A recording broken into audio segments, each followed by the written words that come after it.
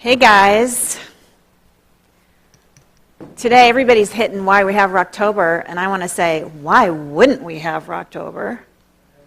But just in case rock and roll isn't your sweet spot, we just want to say we have Rocktober because it celebrates aliveness, and because in Unity we believe that everything really is about God. So every kind of joyful expression is about God, and we really don't delineate between church music and music, or church music and church music. Everything's church music if it happens in a church, right? Or a center, or a spiritual center. And I have to admit that there are some of us who have a sweet spot for that old-time rock and roll. And man, Chris, you inspired me today. In fact, I was at a dive bar Wednesday night, was it? And Chris was singing, and I actually got the whole talk in its entirety from one of the songs he sang, which was, "Hey now, you're a rock star." So that just lit me up, and I got going with today, thinking, yeah, because I am a rock star, and not only am I a rock star, but you are a rock star. And I'm pretty sure that if Jesus of Nazareth was walking around today doing his transformational energy thing now, he would definitely be coming as a rock star. I'm sure of it. Hey, the light of the world brings peace to every mind through my forgiveness. That's a Course in Miracles lesson. The light of the world brings peace to every mind through my forgiveness. That is where my mind went on You're a Rock Star. That salvation, as A Course in Miracles tells us over and over again, and as we find in Scripture, salvation is through forgiveness. There are many, many times in the New Testament that you are told to forgive.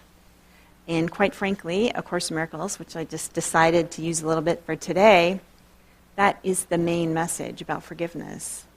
And that is how you are the ultimate rock star. Because ultimately, forgiveness is it. It is the best practice for prosperity, forgiveness, the first step. It is the best practice for health, if you have a health challenge. It is the best practice for love. If maybe you're seeking a partner, maybe you want you want that kind of romantic love, or it is the best practice for difficulties in your family. Forgiveness is actually the best practice. It is a little bit of a magic bullet. You could use forgiveness for anything that is causing uneasiness or disruption. Faith is one side of it. Forgiveness is approaching from a different angle. Forgiveness is choosing to release a block.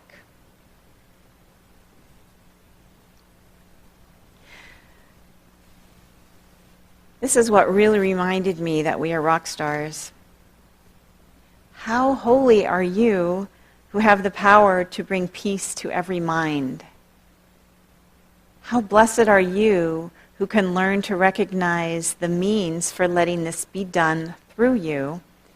What purpose could you have that would bring you greater happiness? How holy are you who have the power to bring peace to every mind? Can you believe that with me for a few minutes? Can you suspend what your mind might be telling you and realize that you are holy, you are the light, you actually are the salvation. You are the salvation. You are the son, daughter of God who is salvation. And you do that through forgiveness. One of the lessons in A Course in Miracles that I love over and over again, it talks about healing an ancient grudge. You do that through forgiveness. That's a miracle. A miracle is any time we heal an ancient grudge or withhold, and any time we manage to put somebody else's needs before our own. Anytime we let something go, you let someone off the hook, including yourself. And anytime you put somebody else's needs before your own, that's a miracle. That's actually salvation. Now, we have a bunch of local rock stars.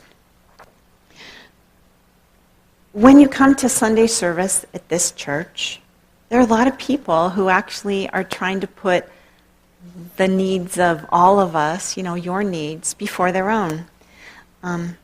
Chris picks music that he thinks we will enjoy, and Kyle, and when Brian's here, they pick songs for us. Chris also works with voice students, who might want to sing. You saw how sweet it was last time with Ava. Didn't that just warm your heart? And he works with that. I know when I think about a talk, I definitely ask the Holy Spirit for inspiration and my question is, or my prayer is rather, can I speak about something that will be meaningful, useful, helpful, and loving? And for all of us, the rest of the band, Bub, they're here for us before themselves. Marilyn, she works in the bookstore. She makes coffee. She doesn't even drink coffee. She makes it every Sunday for years before I even got here, and she continues to make coffee. And she brings cookies. I don't even know if she eats cookies. I guess she might eat 1 or 2 cookies. Chris Brown works in the bookstore. She comes here. She puts our needs before her own, and she also works every Tuesday. Hillary comes early. Hillary has 4 daughters, and she makes it here early every week so that she and her girls can greet us. So I live next door, and sometimes I have trouble getting over here on time. I don't think Ashley's here now, but Ashley's one of our members who does the cleaning right now. And she works hard and fast, and she definitely puts our needs first. She had to not work on Friday, and somehow she managed to come in on Saturday. It's spotless today. I know. I didn't even know she'd be able to make it, and she did. Every member of the board goes to board meetings and spends a lot of time planning and creating and working on their own stuff. And really, they definitely put the needs of our congregation before their own need. I want to talk about Deb Jennings, who isn't here every Sunday anymore, but she runs the sound ministry. And every Tuesday, and she does the sound healing, and she lets me use her sound healing equipment, the bowls and the gongs, so that I can have a sound healing meditation on Wednesday and at any other time when I feel like sneaking into the office and banging a gong for whatever. I can do that. So, she puts, she does that too. And all of you, and this is what I really want to stress here. When you come, sure, a lot of times we go to church because we want some inspiration, we want some connection, we want some peace. Maybe we want coffee and cookies, we want some human contact, we want to look at the cute little kids. I know, I like to do that because I don't have kids living with me now, so I like to get my hands on a few kids.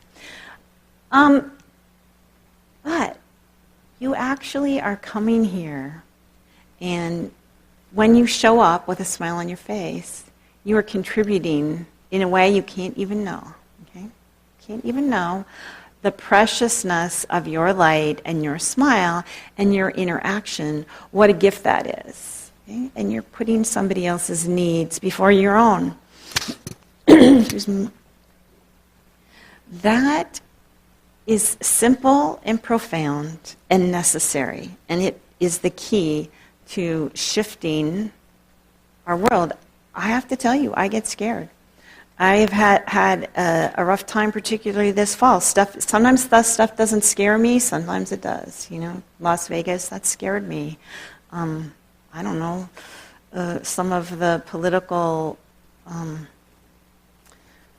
some of the way politicians talk scares me when I'm not even going to take sides, but just I'm interpreting things as people not caring about other people, and that scares me. And and I feel my fear come up. Well, I have the power to change it. You have the power to change it. We have the power to make the miracles happen.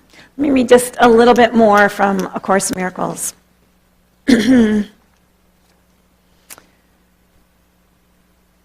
You are indeed the light of the world with this function. The daughter, the Son of God looks to you for their redemption. It is yours to give them, for it belongs to you. Accept no trivial purpose or meaningless desire in its place, or you will forget your function and leave the daughter or the Son of God in hell. This is no idle request that is being asked of you. You are being asked to accept salvation that it may be yours to give. The light of the world brings peace to every mind through my forgiveness. I am the means God has appointed for the salvation of the world. I am the means God has appointed for the salvation of the world. So we're going to do a little process, a forgiveness process. And we're going to do it right in here, and we're going to do it for each other. And it is going to be the miracle of forgiveness. And it will be simple and easy, and also profound. So I always watch a lot of science fiction. And if you're up on it, perhaps, do you all know what a portal is? You know, like a portal is like something opens up, like there's a big space and it's shiny, and when you step in through it, you end up in another dimension, another planet, another time. It's really kind of cool. I'm still waiting for science to catch up so that I can go through a portal to another dimension another time. Let me tell you about a portal of forgiveness. We are going to create a portal of forgiveness right here and right now. It's going to be made up of people. It's going to be made up of us. Now, some of you are going to just want to sit, and that's okay. You can sit. And if you are twitchy like me, you can stand and just get a little space, stand at the back of the room or the side of the room. If you're twitchy, because it's a standing thing. So if you would like to stand, it's not hard. You're not going to have to dance or do any yoga. Not that would be a bad thing, but all you're going to have to do is stand and take a step, or take a step back or forward, okay? And if you just want to do it in your mind and you're feeling tired because you ran that marathon, it's okay. You can just sit. So there's 3 parts to our portal of forgiveness. The first part would be, so here's the portal. You envision the portal. And the first part is, as you're walking up to the portal, you say, I'm sorry, I love you, please forgive me.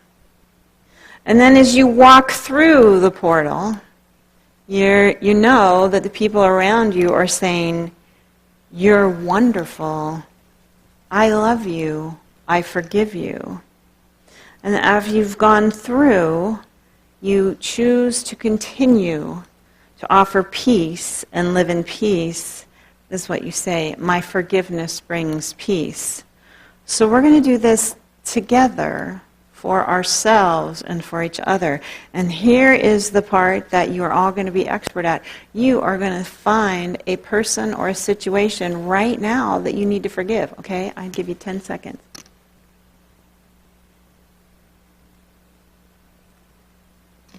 You got it, right? You got a face or a situation, and it doesn't matter. It can be big or little. You got something to forgive. Maybe it's yourself. Maybe you said something stupid yesterday. Okay, maybe. Maybe I did. Maybe I didn't. So together, I can tell nobody wants to walk, so that's all right. So you're just going to do this in your mind. I'm going to be the one. I'll stand for you all, and I will walk through the portal. And as I walk through the portal, you guys will be walking with me, okay? So you see the portal. It's this shimmering, beautiful thing.